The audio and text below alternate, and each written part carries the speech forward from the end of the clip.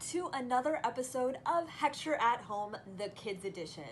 So for today, we are going to be taking a look at the museum's permanent collection, getting some inspiration from some of those works of art, and we're going to get creative and create artwork of our very own. So stay tuned. Spring is the season where everything blooms anew. Have you ever noticed that we get a lot of rain in April? We'll be taking a look at Fredrick H. Buckholtz and Gertrude Fisk's paintings. These artists like to take a look carefully at the world around them and create around what they see. Let's begin with Frederick's painting. Have you ever noticed how a plant begins to grow? What kind of shape do you notice? The artist is showing us how the plant looks when it's just a seed and then begins to grow into a sprout. Imagine yourself in this painting. What do you think that you would see, hear, feel, or smell? So now let's compare this painting to Gertrude. Can you name some of the details in this painting? This older gentleman is getting ready for spring. How can we tell? We can notice that he's holding a book about planting. There are gardening tools in the background, and we can see a little sprout starting to grow in a pot, just like we saw in Frederick's painting outside. Compare the little sprouts in the pot to the one in the first painting. What is the difference about them? The one outside is growing naturally, while others can be planted inside and cared for. How do you think the man is feeling in this painting? Is he excited for spring? Or is he concentrated on learning maybe? Today for our project, we are going to be thinking about all the fun we can have watching April showers turn to May flowers. So let's go over the materials that we're going to be needing for today's project. First, you'll need a white sheet of paper, a pencil, an eraser, and the coloring material of your choice. Today, I'm going to be using markers and colored pencils, but you're just going to be using whatever coloring materials you have available to you. So with that being said, let's get started. So for my project for today, I am going to be drawing a rainy April day. The first thing that I want to do is create my horizon line. So the horizon line is going to help show us where the rain is going to be in the sky, where the person is going to be standing on the ground, and also where the rain puddles are going to start forming. So how I want to start off with my umbrella is by drawing kind of like an oval shape at first across my page, and I'm going to create a dot that's not in the center. Somewhere, let me pick over here.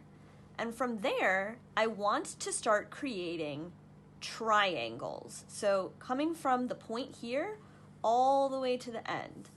And I'm gonna keep doing that all the way around my umbrella.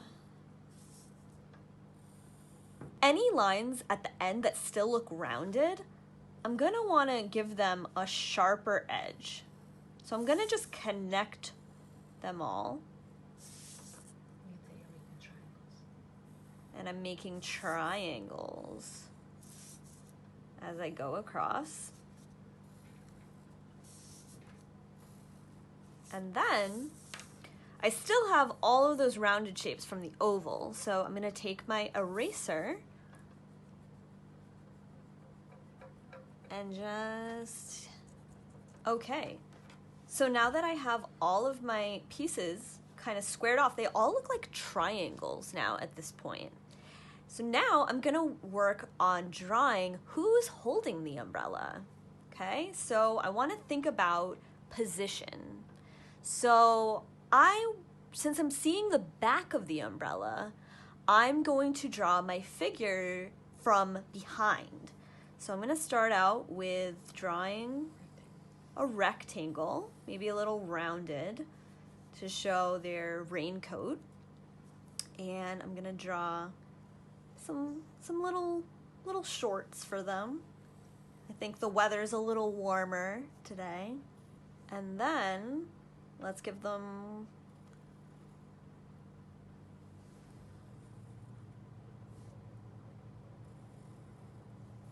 legs as well. And since it's raining, of course, they need to be wearing rain boots.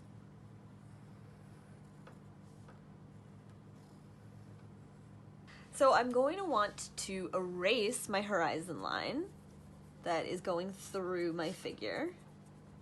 And since it's a rainy day, I need to add in some puddles. So my friend over here is deciding to jump in a very large puddle over here.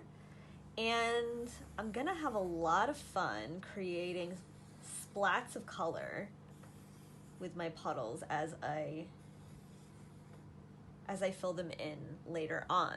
Our next step, of course, is going to be creating our rainy sky. So that means I'm gonna be drawing in some clouds, and I don't actually want to draw in my raindrops yet because I only want to do that with my marker later on. So I'm gonna leave that for now.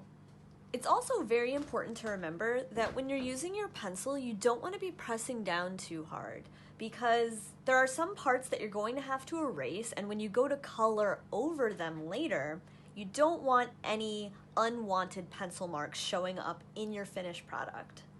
Okay, so now getting to the best part, of course, was adding in all of the color. So as you can see, I ended up using colored pencil for the sky because I wanted it to be a little less vibrant than the splashes of water that are in there. So I made sure to be really bright and vivid with my puddles that I have over here, the raindrops that I drew in, and of course we needed to make our umbrella bright and colorful. So inside of each triangle, I made sure to draw a different type of pattern within them with my markers.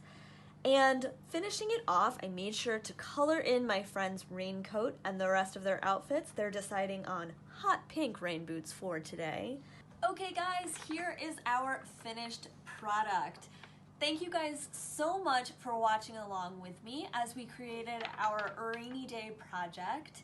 If you do decide to do this project, make sure that you tag the Heckscher Museum so that we can see your amazing work of art.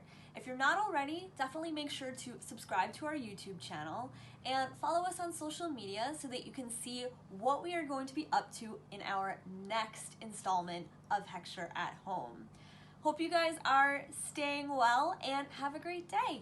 Bye!